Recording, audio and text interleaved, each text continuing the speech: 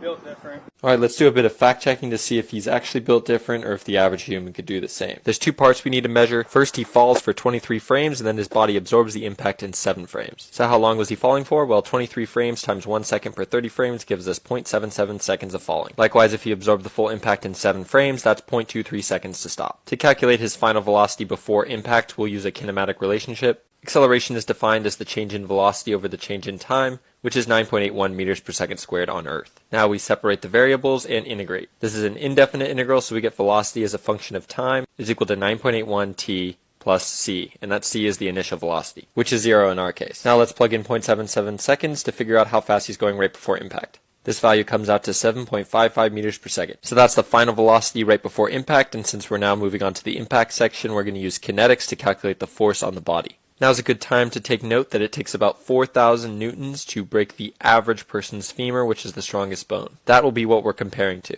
Anyway, now we'll use Newton's second law, again replacing acceleration with the time derivative of velocity. Just like we did before, multiply the dt to both sides, and we get f dt is equal to m dv, which we can now integrate. This will be a definite integral from 1 to 2, where 1's the starting point before impact and 2 is after impact. Is the mass of Mr. Built Different a function of velocity? Well, unless he's burning some crazy amount of calories on the way down, no, it's just a constant and we can take it out. Now we evaluate our definite integral and we can write it as m delta v. The left-hand side of this equation isn't quite as obvious. Is the force a function of time? Let's use a force versus time graph as a tool to help us understand this question. So we're looking at the force with respect to time from 0 to 0.23 seconds when he finally stops. So we're asking, during this impact, was the force changing with time? If we had force transducers on him, would it be a large force at the beginning and less later? Or would it be the other way around? Since we don't know, the best thing to do is to assume that he somehow distributed the force evenly over time. And the total area under this curve represents the momentum change. We'll talk about that in a sec. Since the force here is the same here, the force is constant and we can take it out of the integral just like we did on the right hand side. What we're left with is the force times the change in time. Now we can solve for force, but this force is actually the average force, which happens to be the maximum in our example. The dude in the video is pretty short, no offense, so I'm going to guess around 60 kilograms. I could be off though.